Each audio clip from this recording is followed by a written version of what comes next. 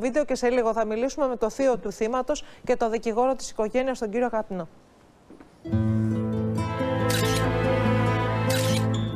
Αυτά είναι τα ντοκουμέντα από το σοκαριστικό δυστύχημα που συνέβη στη Μύκονο με θύμα έναν 39χρονο, ο οποίος βρήκε φρικτό θάνατο όταν του επιτέθηκε αγελάδα από κοπάδι που βρισκόταν στο δρόμο, ενώ ο ίδιος οδηγούσε το μηχανάκι του. Ο 39χρονος Μιχάλης βρήκε φρικτό θάνατο όταν στην κυριολεξία κατακρεουργήθηκε από τα κέρατα του ζώου, όπως καταγγέλουν οι συγγενείς του. Ο άτυχος 39χρονος ήταν πατέρας ενός 9χρονου παιδιού. Το μοιραίο βράδυ της Κυριακής επέστρεφε στο σπίτι του, ενώ νωρίτερα βρισκόταν σε γιορτή. Οδηγώντας το μηχανάκι του, έπεσε πάνω στο κοπάδι με τις αγελάδες. Οι αποκλειστικές φωτογραφίες ντοκουμέντα που εξασφάλισε το T-Live τραβήχτηκαν λίγη ώρα μετά το δυστύχημα. Όπως μπορείτε να δείτε, το φανάρι έχει διαλυθεί. Με μια πιο προσεκτική ματιά διακρίνονται οι τρίχες του ζώου στο τιμόνι, εκεί που βρίσκεται το γκάζι, αλλά και κάτω από το φανάρι.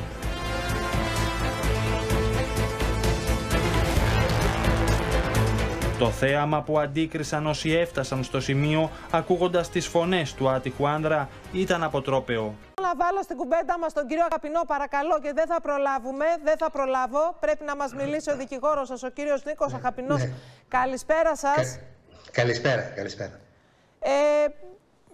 Πείτε μας δύο λόγια για αυτή την υπόθεση. Μόλις την έχετε αναλάβει, δεν την ξέρετε σε βάθος, αλλά υπάρχουν κάποια πρώτα στοιχεία τα οποία μπορείτε να μας μεταφέρετε. Κοιτάξτε να δείτε, καταρχήν θα την αναλάβω επισήμως μέσα στις επόμενες ημέρες. Αντιλαμβάνεστε ότι αυτό είναι ένα γεγονός το οποίο βρίσκεται τραγικό φυσικά, υποδιερεύνηση από την Υποδιεύθυνση Αστυνομίας Μυκόνου. Εδώ πρέπει να σας πω ότι μιλώντας για ζώα τέτοιας φύσεως, βοηδή κλπ., η ευθύνη του κατόχου ζώου είναι πολύ πιο διευρυμένη φυσικά από τον νόμο σε σχέση με την ευθύνη που έχει ένας κάτοχος κατοικίδιου ή κόση του ζώου. Εδώ η ευθύνη, αν δεν τίθεται θέμα υπαιτιότητας, όποιος κατέχει τέτοια ζώα φέρει την ευθύνη. Παράλληλα, φυσικά, πρέπει να ερευνηθεί και η ευθύνη των δημοτικών αρχών και γενικά των φορέων που είναι αρμόδιοι για την αδειοδότηση μιας τέτοιας δραστηριότητας. Γιατί με βάση το νομοθετικό πλαίσιο που ισχύει, σε κατοικημένες περιοχές, και μιλάμε για περιοχές όπως η Μύκονος που είναι άνω των 5.000 κατοίκων, απαγορεύεται η αδειοδότηση σε κατοικημένες περιοχές τέτοιων μονάδων. Από εκεί και πέρα.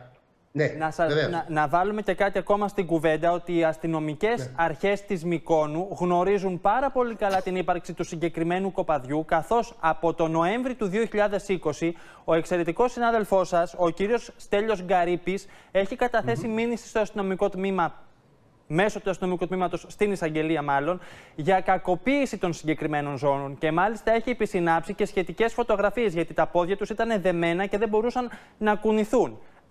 Ένας λόγος παραπάνω.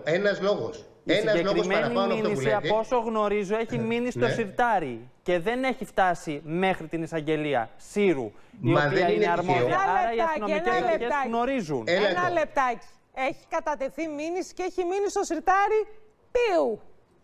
Του αστυνομικού τμήματος. Του αστυνομικού τμήματος Μυκόνου. Έχει γίνει μήνυση η οποία είναι ακόμα στο Σιρτάρι και μένει εκεί. Γιατί? Για να αυγατήσει? Δεν ξέρω. Γιατί εναντίον ποιου είναι η μήνυση? Εναντίον του φερόμενου ιδιοκτήτη των ζώων. Ο φερόμενος ιδιοκτήτης είναι ένας άνθρωπος ο οποίος έχει κάποια ισχύ, μεγάλη οικονομική ισχύ, μικρή, είναι ένας απλός κτηνοτρόφος, τι είναι? Πολύ γνωστός εργολάβος της Μυκόνου. Μάλιστα. Καταρχήν, κυρία Στεφανίδου, επειδή το συγκεκριμένο ζήτημα σαφέστατα βρίσκεται υπό διερεύνηση, θα πω το εξής.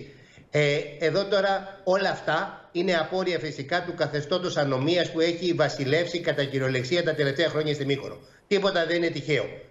Σας το λέω αυτό γιατί ο χώρος στον οποίο έγινε το συγκεκριμένο τραγικό περιστατικό, και μάλιστα εγώ θα έλεγα ότι να προσέξουν και οι αστυνομικές αρχές Μυκόνου αλλά και η αρμόδια εισαγγελία, γιατί τα περιστατικά αυτά, τα ανθρωποκτονία από αμέλεια ή από ενδεχόμενο δόλο βρίσκεται πολύ κοντά. Όταν έχω αφύλακτα κοπάδια από επικίνδυνα ζώα που μπορούν να εξέλθουν ανά πάσα στιγμή, πιστεύω ότι δεν πρόκειται για μια απλή αμέλεια. Είναι κάτι παραπάνω που πρέπει να διερευνηθεί σε βάθος. Και επειδή ακριβώς υπάρχει η υπόνοια στη Μύκονο, ότι κυριαρχεί η βάσιμη υπόνοια, η ανομία τα τελευταία χρόνια, σε συνδυασμό με ισχυρούς οικονομικούς παράγοντες που έχουν εμποδίσει την διερεύνηση αρκετών υποθέσεων, την καθυστέρηση μάλλον θα έλεγα, Για τον λόγο αυτό θα πρέπει όλες οι αρχές να κοιτάξουν την τελευταία πτυχή της υποθέσεως. Περιμένει κανείς φυσικά τα ιατροδικαστικά ευρήματα. Περιμένει κανείς να δει, γιατί εδώ μιλάμε για μια οικογένεια, μιλάμε για έναν. Κυρία Αγαπηλέ, εμείς ως δημοσιογράφοι, εκτός από το θάνατο του ανθρώπου,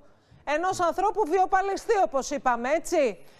Εκτός από το θάνατο του ανθρώπου θα συνεχίσουμε να ερευνούμε, θα πρέπει να ερευνήσουμε και να ελέγξουμε και τις αρχές. Αν έχει γίνει μήνυση και έχει μείνει στο σιρτάρι, θα πρέπει να δούμε γιατί έχει μείνει στο σιρτάρι. Γιατί αν δεν έμενε εδώ και 3 ολόκληρα χρόνια από το 20, μπορεί ο άνθρωπος αυτός να ζούσε τώρα. Κινδυνεύοντας, κυρία Στεφανίδου, κινδυνεύοντας με παραγραφή κιόλας, κυρία Στεφανίδου. Να σας ευχαριστήσω όλους θερμά.